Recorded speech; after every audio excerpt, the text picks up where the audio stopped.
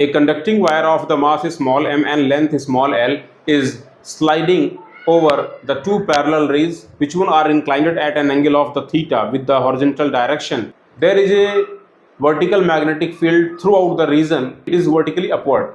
We have to find the terminal velocity attained by the rod, the power supplied and the heat lost in this process. Resistance of the system is capital R as it is shown here.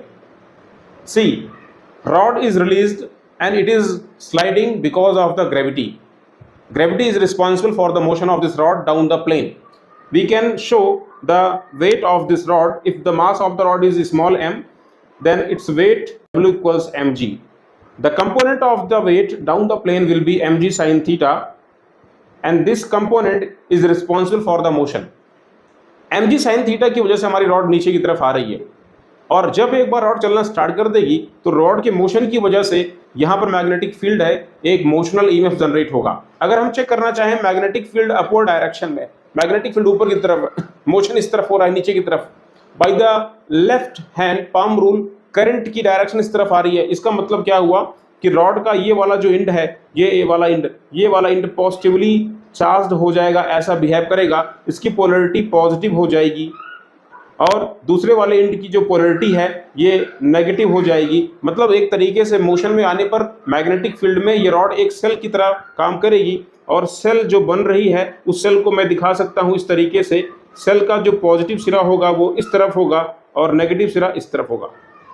देख लीजिए, ऐसे यहाँ पे एक cell बन जाएगी. चलो मान लेते हैं कि भाई सेल का ईएमएफ ई है. जैसे ये सेल बनेगी तो सेल एक करंट को सप्लाई कर देगी, और करंट के सप्लाई करने पर रॉड एक मैग्नेटिक फोर्स को एक्सपीरियंस करने लगेगा. हम सब बातों को नोट करते हैं, पहले लिखते हैं इस बात को. Let due to the motional EMF induced in the rod. तो कैसे लिखेंगे इसको? तो मोशनल ईएमएफ को लिखा जाएगा भाई यहां पर integral V cross B dot dl, जो कि बन जाएगा V cross B dot l. जरा चेक करो यहां पर वेलोसिटी और मैग्नेटिक फील्ड के बीच में एंगल क्या बन रहा है, हमें क्रॉस करना है दोनों को. देखो ध्यान से, रॉड इस तरफ नीचे की तरफ आ रही है, ये रॉड के मोशन की डायरेक्शन है, इस तरफ रॉड मूव कर रही है, यही इसके मोशन की डायरेक्शन है V, और मैग्नेटिक फील्ड वर्टिकली अपवर्ड है. मैं इसको एक बार ड्रॉ कर देता हूं, आप जरा ध्यान से देखो, आप चेक करो, बताओ यहाँ पे क्या एंगल बन रहा है. रॉड ऐसे नीचे की तरफ आ रही है, इसकी वेलोसिटी भी है, मैग्नेटिक फील्ड बेटा ऊपर की तरफ ऐसे लगा हुआ है, ये मैग्नेटिक फील्ड है. ठीक है, और एक चीज देखो ध्यान से, यहाँ पर ये वाला एंगल थीटा है, प्लेन देखो जो इंक्लाइंडेड प्लेन है वो थीटा एंगल बना रहा है.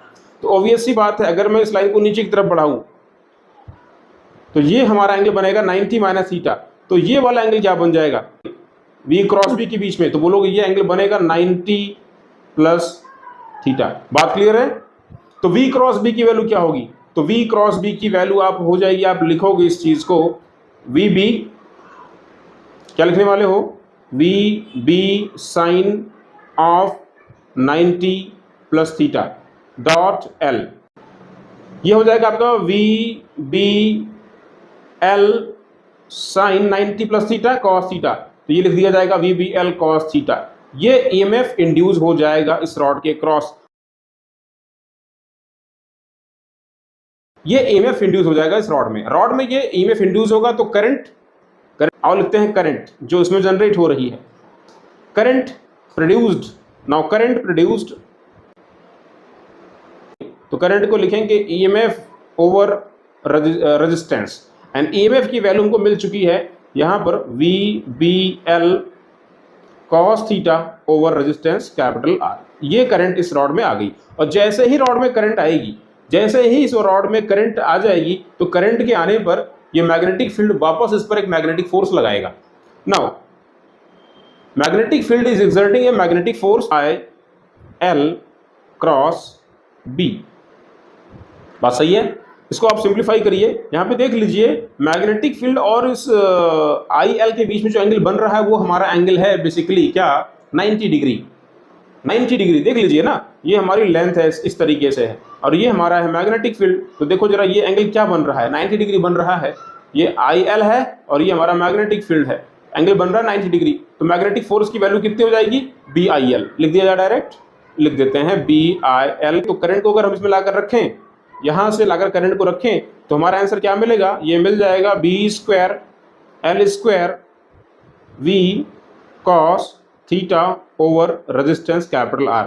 ये फोर्स इस रॉड पर लगेगा जो इसको चलने से रोकना चाहेगा।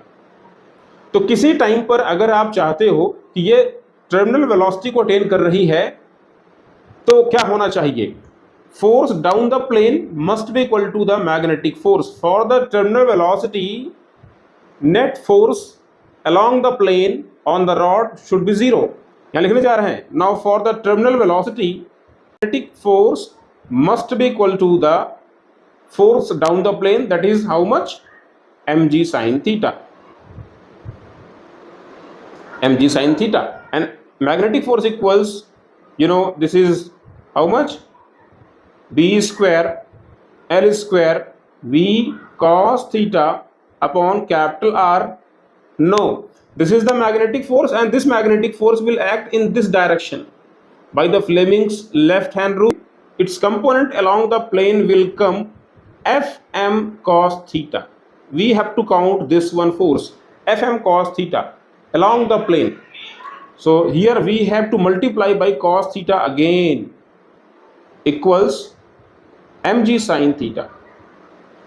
On solving, we will get the terminal velocity V equals mg sin theta over B² L² cos square theta. This should be the terminal velocity. Now we have to find the power supplied. Simple. The power supplied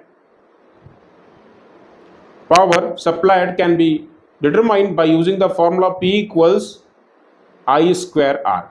You place the corresponding value, you will get the answer. And the heat lost is nothing but it is the integral of the power with respect to time, that is the I² R dt. Place here the timing when rod is achieving the terminal velocity, you will get the answer. Thank you.